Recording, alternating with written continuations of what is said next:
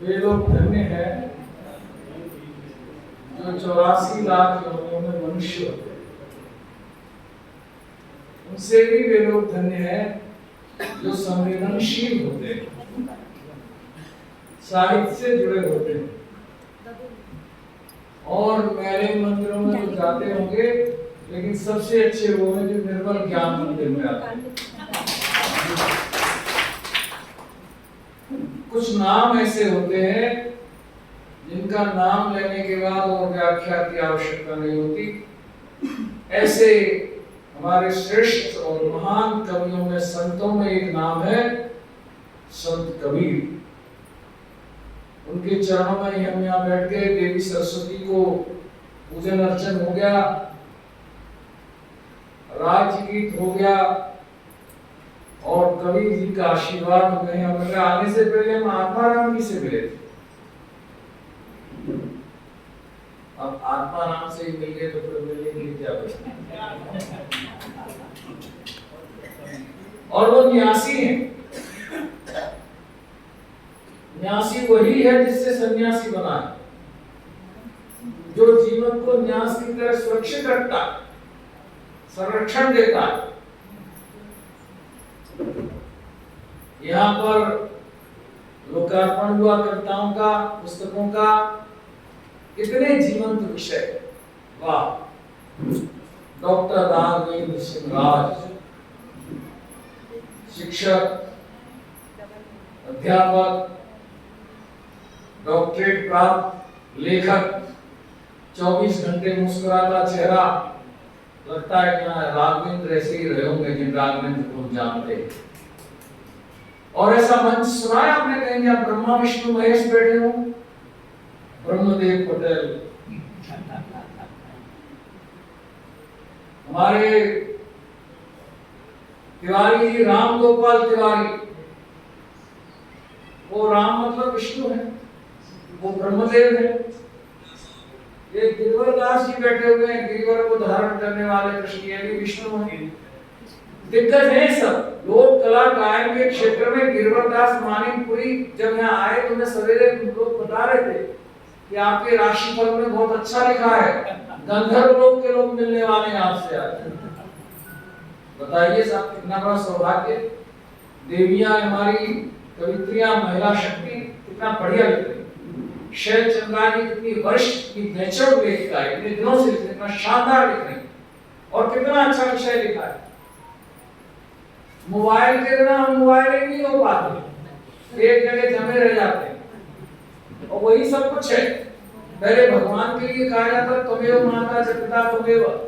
आजकल तो कई बार इच्छा होती है मोबाइल सामने रहे, उसे कहें त्वमेव माता च पिता त्वमेव। तो पूरा ब्रह्मांड है, चलता फिरता ब्रह्मांड, पूरी दुनिया उसमें समाई हुई है।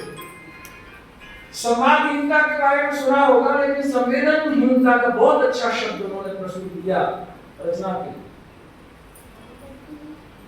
कला की परंपरा के दिग्गज देशमुख जी यहाँ बैठे हुए, बड़े इस्पात संयंत्र के संचालन करता, प्रशासक।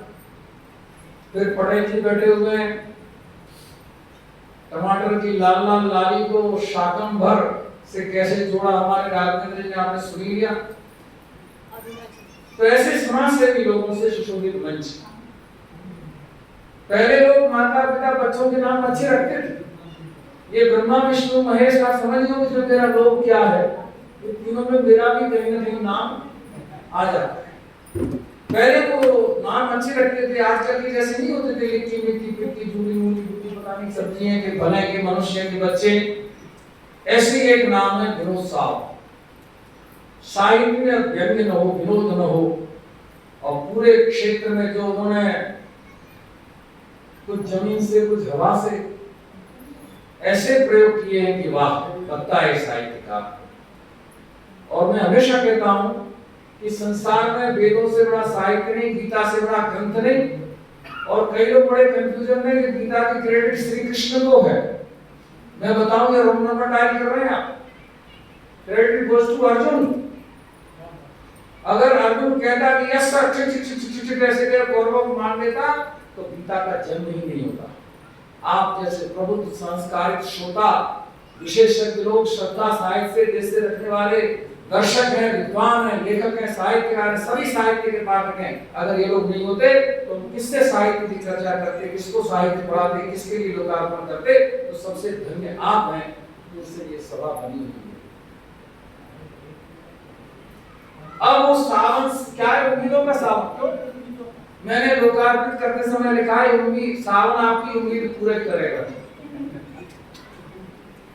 सावन जो है, आयो सखी सावन मदन सर सावन सुलाग्यो बरसावन देह जोड़ से। श्रृंगार का आधार सावन, कृषि का आधार सावन। और एक हमारे यहाँ शिवजी नाम के देवता हो गए। वो अभी एक इंटरव्यू में पूछा गया था लड़की से, शिक्षक ने पूछा क्यों बेटा पार्वती ने शिवजी से शादी क्यों की थी? कुछ नहीं सर, न सास की ननद की समस्या थी, न कपड़े सिलने की समस्या, न पानी की, क्यों वहां तो 24 घंटे अपना चलता ही रहता है। तो अरे तू कहाँ थी अभी तक? इधर आकर पैर छूना, इतना बढ़िया उत्तर किसी ने नहीं दिया। तो जो देवता आजकल वो ड्यूटी पर है, कार्तिक में विष्णु शयन में चले गए हैं एकादशी को, और कार्तिक में उठेंगे, भाद्रपद में गए हैं, श्रावण तब गए थे, आषाढ़ में देवसायनी एकादशी को चले गए हैं, और कार्तिक में वो उठेंगे। तब तक पूरी सृष्टि के इंचार्ज शिव। सावन, सावन को श्रावण भी कहते हैं क्योंकि उसमें श्रवण किया जाता है। आप लोग श्रवण कर रहे हैं। पहले शिक्षा सत्र की शुरुआत जैसे आज जुलाई को होती है, पहले श्रावण में होती थी। वेद मंत्रों की शुरुआत उसी समय होती थी, दीक्षा शिक्षा का प्रारंभ उसी समय होता। तो भारत एक कृषि प्रधान और ऋषि प्रधान देश है, जहाँ सावन के बिना न वेद हो सकते हैं, न खेती हो सकती है। धन्य है डॉक्टर राघवेंद्र साहू जिनको सावन से उम्मीद है। सावन से उम्मीद नहीं करेंगे तो क्या मई जून से उम्मीद करेंगे? सावन से उम्मीद करना चाहिए। बिल्कुल सही नंबर टाइप किया। श्रावण से हमें आशाएं हैं, कृषि की, ज्ञान की, ऋषियों की, कल्चर की, एग्रीकल्चर की, सब चीज की आशाएं हम श्रावण से करते हैं, श्रवण करते हैं। ज्ञान है, विज्ञान। यहाँ श्रोताओं में भी जो सहृदय कवि जैसे श्रोता बैठे हैं, नीलकंठ जी बैठे हुए, शिव जी के नाम के आती है। इधर हमारे लोग दीप प्रज्वलन करके कार्यक्रम का शुभारंभ करते हैं। दीप से प्रदीप बड़ा होता है, उसमें और प्रकृष्ट जुड़ा हुआ है। साहित्य पत्रकारिता की संवेदनाएं जिनमें है, जो साहित्य जैसा रसिक होता है, जो सबको महत्व देता है, रेखांकित करता है, व्याख्याएं करता है। पीछे नौशाद सिद्दीकी बैठे हुए, इन लोगों ने कवियों का, हमारे प्रदीप भट्टाचार्य जी ने साहित्य की जिस आस्था से, श्रद्धा से लोगों तक पहुंचाने का पत्रकारिता के माध्यम से संकल्प लिया है, निश्चित रूप से इनकी प्रशंसा की जानी चाहिए। और ऐसे सहृदय श्रोताओं पर भी, समीक्षाओं पर भी साहित्य टिका हुआ। तो इसलिए एक वो है ना, उम्मीद का क्या है? आशा से आकाश थमा है, आशा से सब टिका हुआ है, आशा ही उम्मीद है। एक वो होता है ना कि आने वाले 3-4 महीने बाद उम्मीदवार, जब वो आशावान नहीं है, वो प्रत्याशी है, प्रत्याशा। तो आशा से आकाश थमा है, श्वास तंतु कब टूटे, दिनमुख दमके, पल्लव चमके, नूतन निर्जक्ष। अब हमारे दीनदयाल जी कितनी बढ़िया, जब वो हारमोनियम बजा रहे थे तो हम मंच पर बैठे बैठे सोच रहे थे कि भरते भी शायद उनके लिए लिखे गया है। साहित्य संगीत कला विहीन, साक्षात पशु पुच्छ विषाण हीन। साहित्य संगीत की जो त्रिवेणी तो बनी गई, एक वो इमोजी हो गए, एक अंगीनों का सावन हो गया, और अर्थ से अर्थी त्रिवेणी हुई कि नहीं हुई? गंगा यमुना सरस्वती आज निर्मल ज्ञान मंदिर में प्रवाहित है, आनंद ही आनंद है। और अब आप सोच रहे होंगे यार क्या फालतू, मतलब अपशगुन टाइप का पुस्तक, अर्थी और अर्थ और पता नहीं क्या क्या। जो लोग व्यंग्य को समझते हैं और हिंदी में संधि पढ़ते हैं, उनसे हम बोलते थे क्यों विद्यार्थी में कौन सी संधि? मैं बताऊं सर, विद्याधन अर्थी, जो विद्या की अर्थी शिक्षक, उसने उसका बताया कि शिक्षक नहीं है सर, शिक्षक, जिसकी सीख में शक हो। विद्यालय, जहां पे विद्या का लय हो जाए, प्रलय हो जाए, उसी को तालियां, क्या यार ज्ञान पाया है, बर्बाद कर दिया, मूर्ख कहेंगे। तू क्या समझता है?